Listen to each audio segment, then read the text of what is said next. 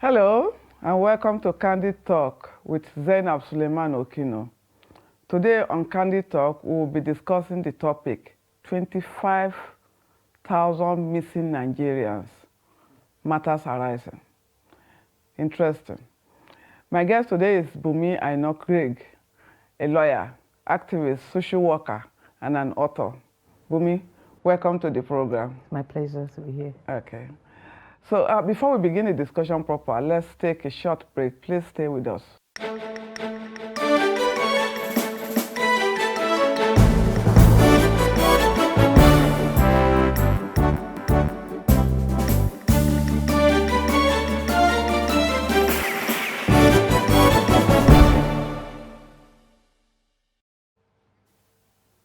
Welcome back to Candid Talk.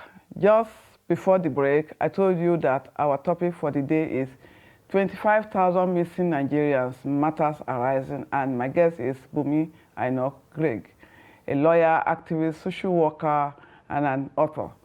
Thank you again for being here, Bumi. It's my pleasure. So August 30 is marked as the International Day of the Disappeared.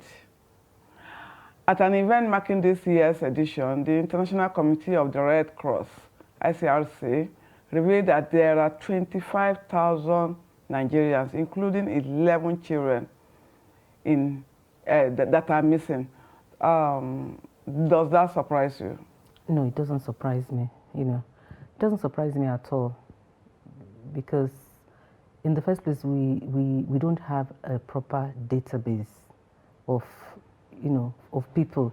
Yes, we have we have the NIN, we have the BVN, we have the, but there's no consolidation of all these different databases, right? So I'm not surprised that we have this high number of Nigerians missing, unaccounted for.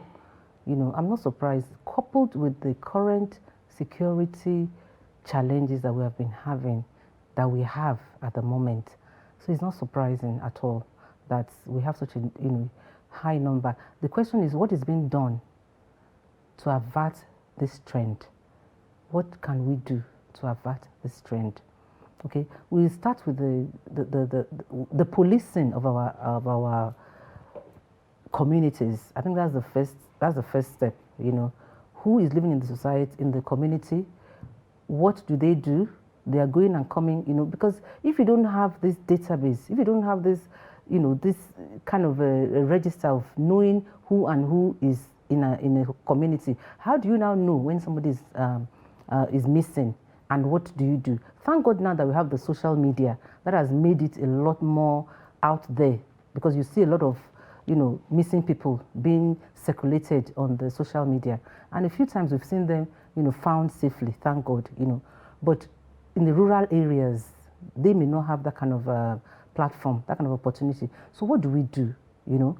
It goes. Okay, before we get to solutions or what we should do as a country, that same report said there are about 35 ongoing conflicts in Africa. So in actual fact, there are some of these people that you can say they are dead, but they cannot be accounted for.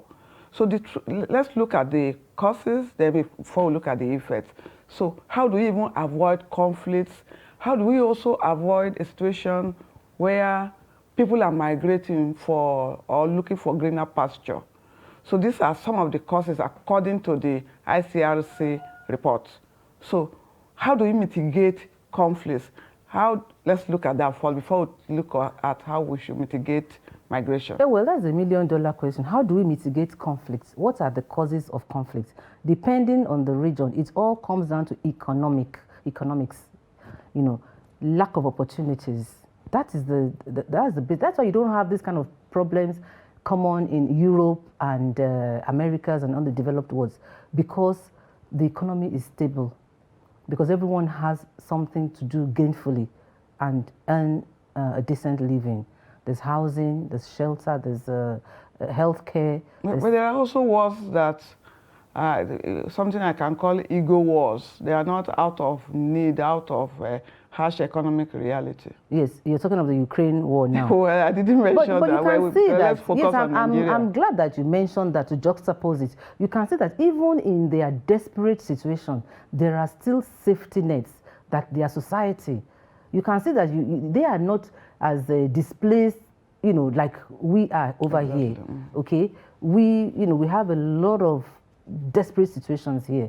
There's poverty, there's so many things going on, and our young people, especially our young ladies, they go out on the promise of jobs abroad, they end up prostitution, abuse. Even now, the latest one is organ harvesting. I'm going to talk about that, yeah. but I just want us to look at this, those who try to cross the Mediterranean Sea, the Sahara Desert, yes. and some of them get lost or get missing or get killed. It's still part of this figure that we are talking about. Yes. So that one is another case entirely. How yes. They are fleeing. And it's an African thing, it's not a Nigerian thing alone. Yeah, it is. It's an African, but I think more so because we are the largest, so it's more pronounced with us here, It is just a sense of absolute desperation. They want to escape, But they are misguided and misinformed because they think that the grass is greener. And I can tell you, the grass is not greener on the other side, Because people, I know that things are bad in Nigeria, fine, but you can still find something to do.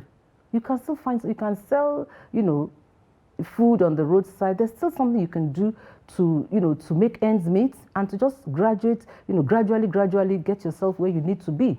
I don't think that the answer, the only option is for you to escape, And if you must jackpot, as they say, if you want to escape, if you want to go through a proper legal means, get your visas, get your proper, go through the proper channel. Don't attempt to go, to be sponsored, to go and be, a sex slave somewhere, Don't be fooled that there's a job waiting for you somewhere, Find out, go to the embassies, find out, do a background check of whoever wants to take you abroad for a job, So we have a lot of people that have just disappeared off the face of the earth from being promised. And the sad part is that their family will sell possessions and everything to sponsor them abroad, and then they don't hear anything again from them, So I feel that there should be a lot of government sensitization on the, the media, utilize all the different media platforms to let our young people know. I know there's a lot of frustration. I know, it's difficult to explain to young people that stay in Nigeria unless you have a verifiable, viable, arrangements in a safe place. You don't want to go and end up in a place whereby, we have so many stories on the social media, people who went as maids, they become trapped, they don't get their money, their passport is seized from them as soon as they get there, And of course, the unfortunate one of trying to cross the Mediterranean on dingy boats. These are not, So a lot of our numbers have drowned, unfortunately, in the sea, So I don't subscribe to that. I think that rather than go through those kind of back doors, it's better to stay in Nigeria and, try and find something to do in Nigeria. Okay, besides armed conflicts and migration through the Mediterranean Sea or Sahara Desert, as dangerous as those are, even banditry that we spoke, all of us now know about, that it has become so ubiquitous, it's also contributing because there are cases of people whose relations either die there or their organs are harvested. But I don't even want us to go there first. Let's talk about how banditry is contributing. Banditry, kidnapping, whatever you call it, how it is contributing to the missing case, missing people's file. Yes. Of course, there's no doubt about that. Some people are kidnapped, and in the process, they lose their lives. Nobody knows where. Maybe before they even make contact with the family, something happens and they lose their life, or the kidnappers get annoyed and they kill them just to warn the others that, look, we mean business, And of course, we have all the displacement of farmers from their farmlands. When the bandits come there and, kill and maim and rape, they leave. They up and leave, and they become displaced. Some die in the process. So yes, banditry is, is a major, causal effect of this missing persons. Yes, yes. But and because we don't have a proper database, we need to have a proper database. I think we have to have a system whereby, as children are born, they are registered a birth certificate. As they are coming through the milestones, once they reach 18, there should be an automatic registration for all these various things, maybe even in their secondary schools, so that we have a proper database to know where people are. And then it brings us back to the issue of a restructuring to some extent, because you cannot divorce security from all these issues. Exactly. Who is policing what? I've always questioned why we are still maintaining a colonial system whereby a policeman from Lagos, for instance, is policing a community in Sokoto or or in Enugu. He doesn't speak the language. The culture is alien to him. He doesn't know the terrain, But if we can have, if we can have state policing, community policing, whereby the policemen in the communities, they know the system, they know the people, they know the language, they know the culture, it will go a long way in solving our, security challenges. I think if you are familiar and if you have a sense of belonging, that this is my, this is where I grew up, I don't want to see, this kind of crime. But if you take me to a strange place, I'm already dealing with the issue of the language, the issue of the terrain. I don't know the culture. I don't know the customs. You understand? So, I might not even have that commitment. I might not have that, you know what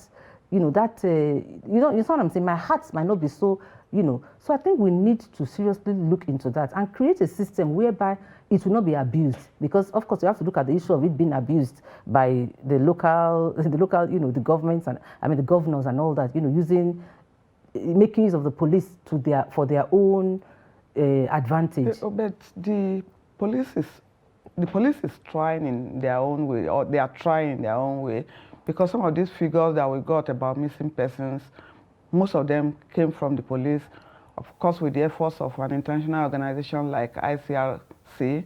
They were able to do the collation. So it does not really matter whether the police are from the policemen that did this collation are from those states. So in their own way, they are trying. But it's a little bit different from having a state police. That's the way I look at it. So you are trying to say that it contributes, it's a contributing factor. Yes, I think the police are trying. There's no doubt about it. They are.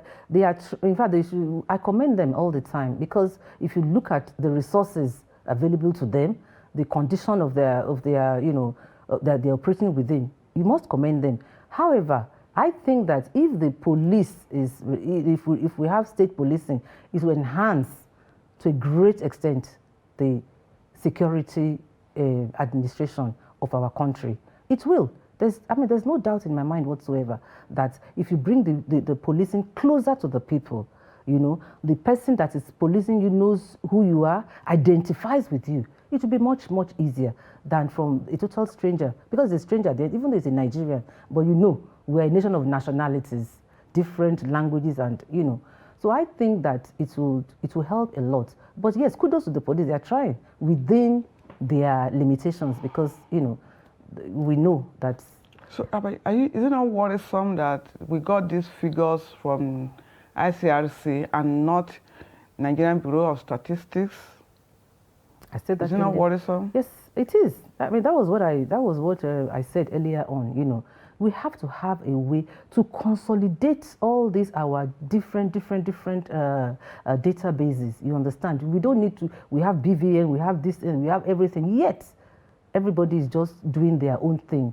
We have to come together. We might even get to a stage whereby we can even use this kind of data to even conduct election. Why not? Rather than spend trillions and trillions, every 4 years, So if we make use of technology, very, very, we'll be far better off. Okay, that's such a valid point that I want you to explain further when we come back. Okay. So if you're just joining us, the program is still Candid Talk with Zainab Suleiman Okino, and we have been discussing the topic, 25,000 missing Nigerians, matters arising.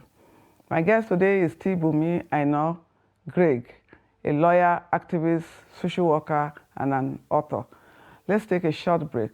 Don't go away, please.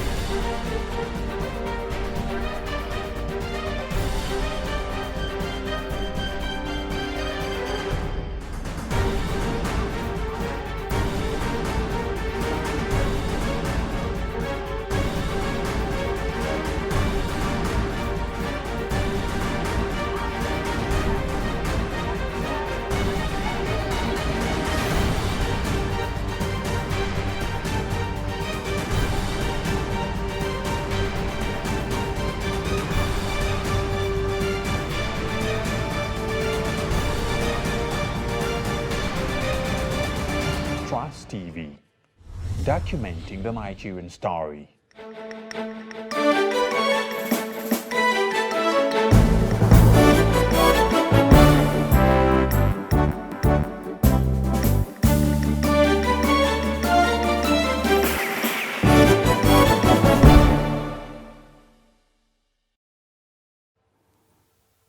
Welcome back to Candid Talk with Zainab Suleiman Okino. Today we are discussing the topic 25,000 missing Nigerians, matters arising. My guest today is Bumi Aino Greg, a lawyer, activist, social worker, and an author. Thank you again for being with us. My pleasure. So, before we go into the place of technology in finding missing persons, there's a very worrisome trend about ritual killings and organ harvest, which makes it almost impossible for you to ever trace your person if he or she is missing. And this is basically a Nigerian thing. I don't know whether it's an African thing, but it's basically a Nigerian thing. How does it make sense for someone to think that the organ of another human being like him can make him rich? So that is it. I think we are all, everybody needs mothers, fathers, families. This is a societal problem. And we are having perpetrators as young as 15, 16 now. You know, we need to go back to the drawing board. Something is wrong. I think we have come very, very far away from where we used to have solid values. You know, then it mattered that you were a doctor. It mattered that you were an engineer. It mattered. And people wanted to see, you know, the source of your elevation, of your wealth in life, you know. You cannot just turn up, you know, back in those days, you can't just turn up one day and come with a Maserati. They would ask you, how did you, you know. But now, it doesn't matter. Even mothers, children will come home with, you know, material wealth, and you will celebrate them. You will not stop to ask, how did this person, you know, he's not working, you know, or you have a partner, you know. So I think our lust for money, for material wealth, I think it has taken us, you know, over the board. And another thing I noticed is our entertainment industry, because I think we had a lot of this dramatization of rituals, you know, and it goes into the psyche, whether you like it or not, you know, because it seems then that every other drama included some sort of, you know, ritual where somebody is going to the babalawo, or, you know. So people are thinking that, oh, this is real. You know, I don't think there's any scientific proof that somebody's biological tissue can make money for you.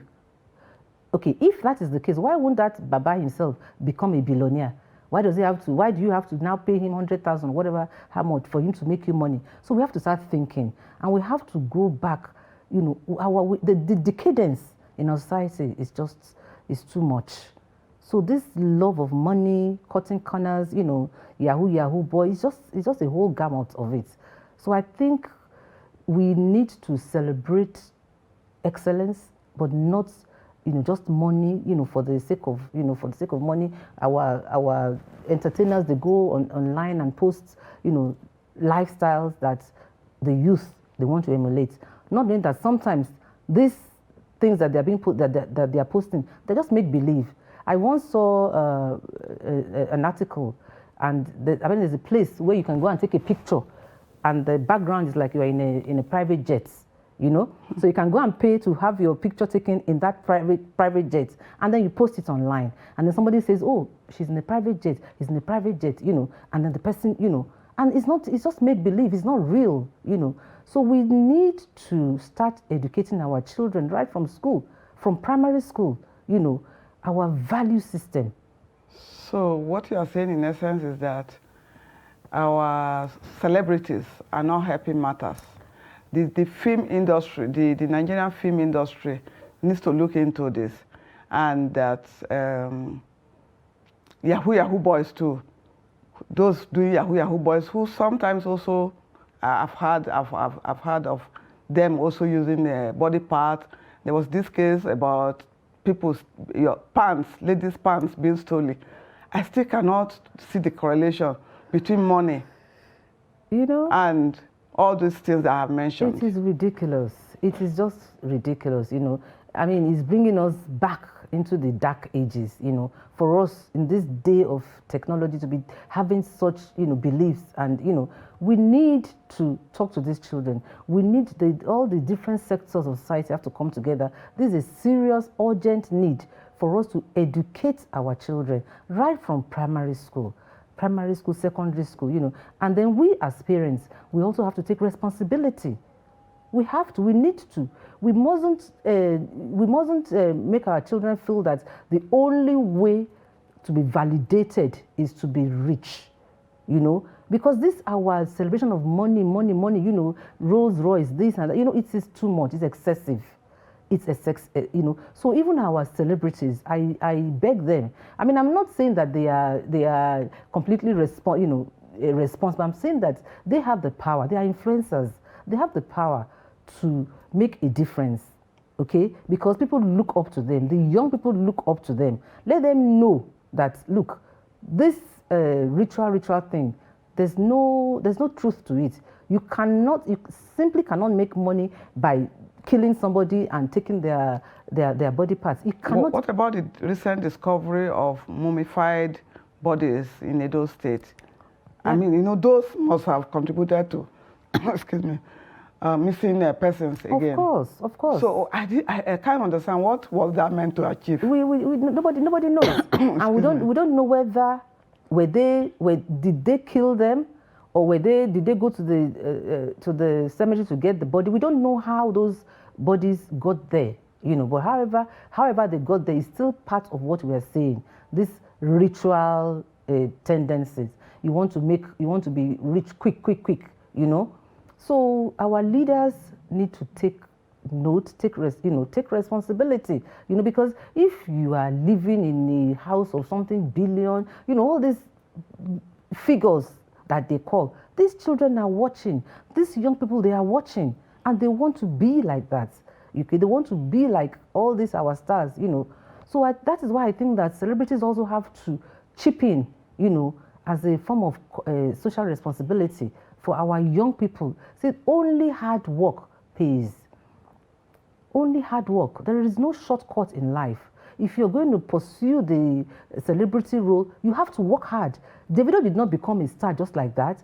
There's hours and hours and hours of auditioning, practicing, and all that, So, but you just see the end product, and you think that, oh no, there is a process. If you want to eat now, you can't just go to the market and buy. You take the meat, you buy you cook it. It has to go through a process. Food does not just come like that. You understand? So we need, as a society, to educate our young people, to teach them, and to also be role models. You cannot say something and do another thing. Okay? So if you are pontificating on the television and talking, and then you are stealing money, we can see that your salary cannot sustain this lifestyle. So it's empty words. So you say it and you leave it so that we can see. If I may ask this, have you ever heard or known? Have you, do you know anybody that has been missing? Oh, of course. My mother's brother. Oh, Yes, really? my mother's brother, but that was a long time ago. That was about 40 years ago now. And then I have a friend. This was about 4 years ago. You know, an elderly man who just, I think he had some sort of dementia. This was in Lagos, and he just, you know, his carer was not around, and he simply walked out, and nobody has seen him ever How since. was the feeling like? Oh, well, traumatic. You know, I know that my mother, you know, she never got over, Wow. she never got over it, you know. And that was it. That was a long time ago. It happened in Lagos. And this, my friend, too, about 3 years ago, they're about in Lagos, an elderly man. He just, you know, he had dementia, you know, forgetfulness and all that, you know. But they're still searching, but it's unlikely now that he'll ever be found. So it's very traumatic, very, very traumatic. You know, when somebody dies, you can see the body, Yes. you can bury the body, you can pay your last respects and all that, disappears? and then you close it. But there's never closure with this missing Exactly. person. There's never, and you need that closure to know that, you know, this person is gone. So That's so sad. On that sad note, we have to conclude. So we have been discussing the topic 25,000 missing Nigerians, matters arising, and my guest has been Bumi Aino Craig. I'd like to thank you so much for being my partner today. thank on you this for show. having me. It's been a pleasure. So, well, that's the much we can take on the program today. Until we come your way again, do enjoy the rest of our program. Bye for now.